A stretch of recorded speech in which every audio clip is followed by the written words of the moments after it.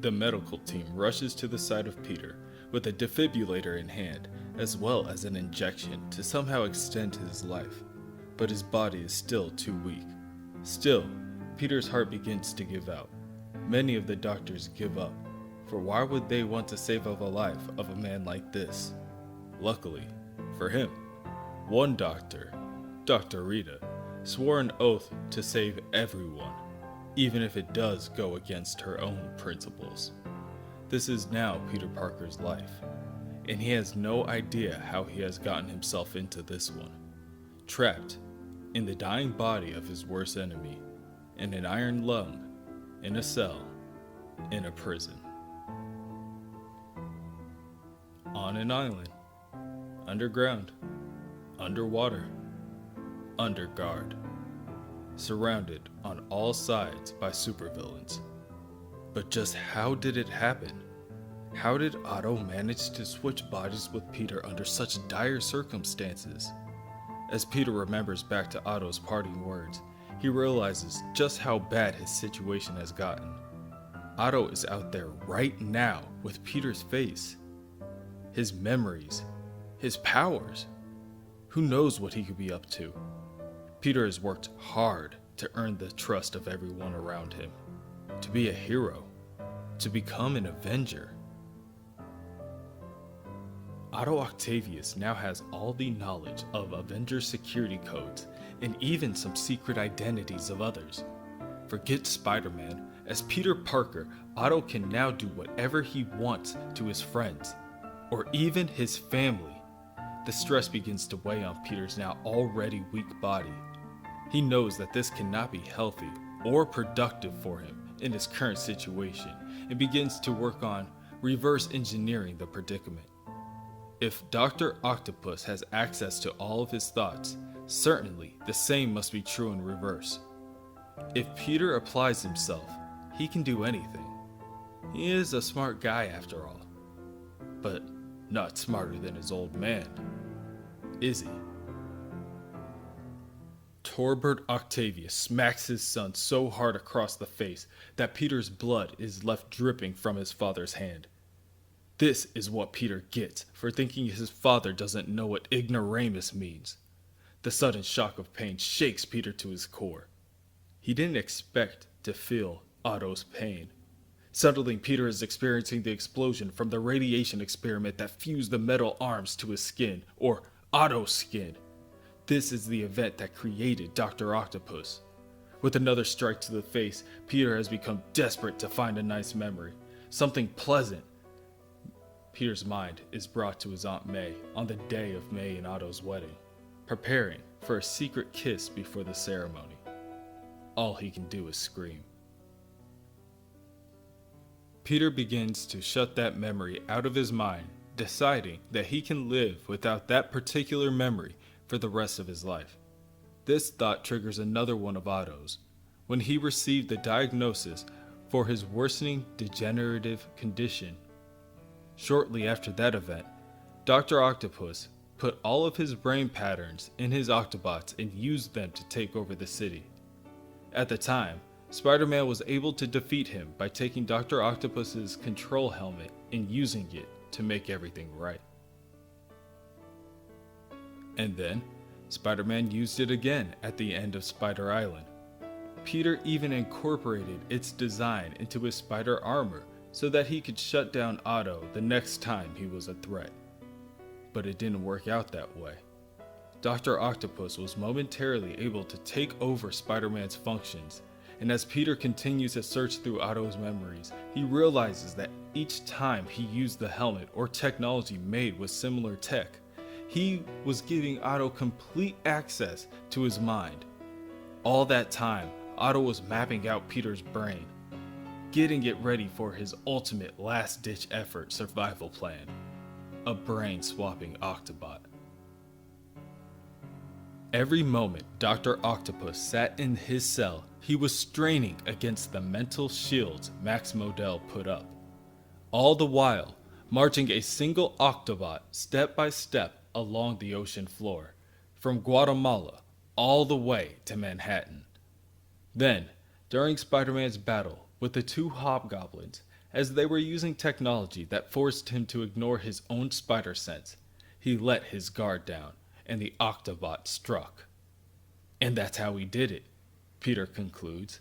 That is how Otto stole his body. The Octobot hacked into his brain and rewrote it with Otto Octavius's brain patterns and shoved all of his into a rotting piece of meat. However, if Otto could sync with the Octobots from his cell before, then Peter should also have the ability to do so now. Peter finds the lone Octobot on the rooftop and quickly uses what little mental strength he has left to bring it upright and get it moving. But suddenly, Peter's distracted by Kurt Connors, the lizard, calling out to him. This lizard hisses between his words before confiding with whom he believes is Dr. Octopus, with a secret.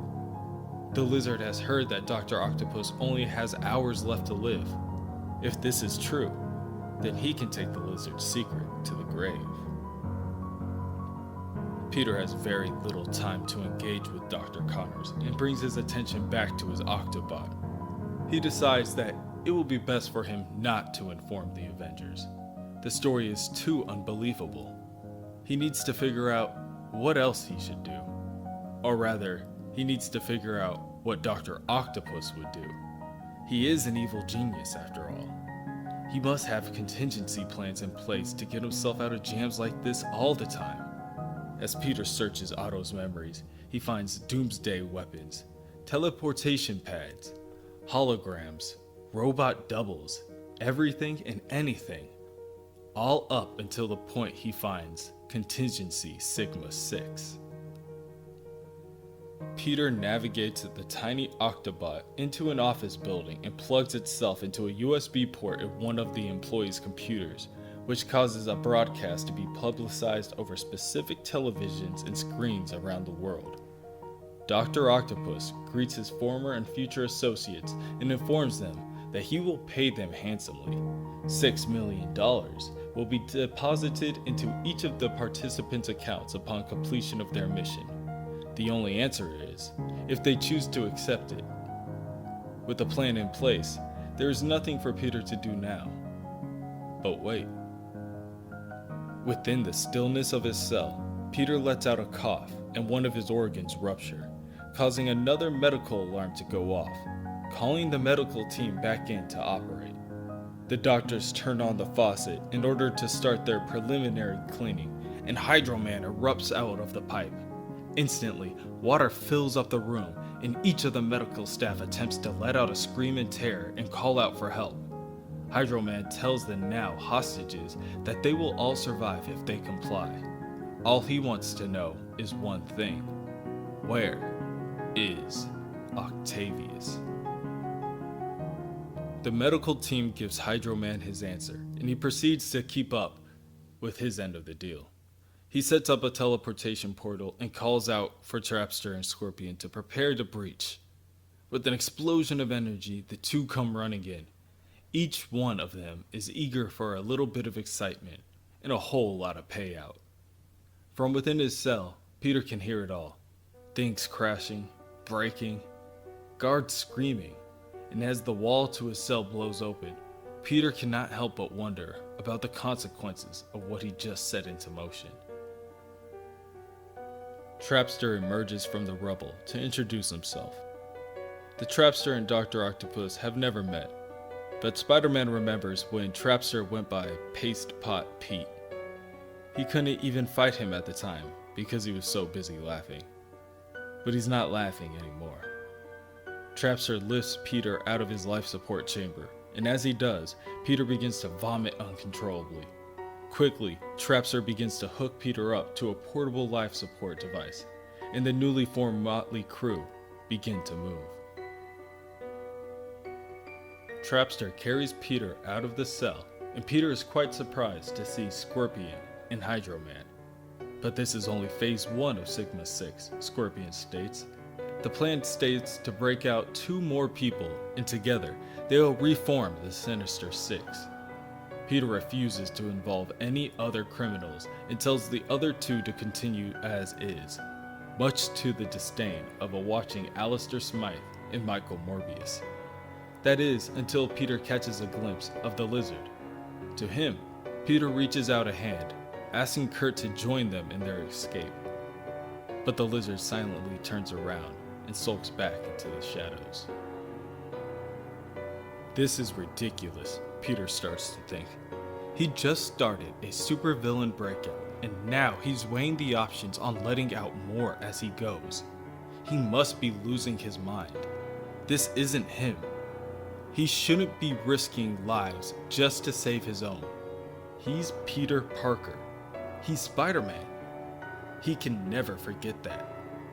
Now, he just has to figure out how to capture this group and get his body back before this one fails. Scorpion asks for his money up front, but there is still one more phase to this plan. Dr. Octopus only has hours left to live, and before that time runs out, they must capture Spider-Man alive.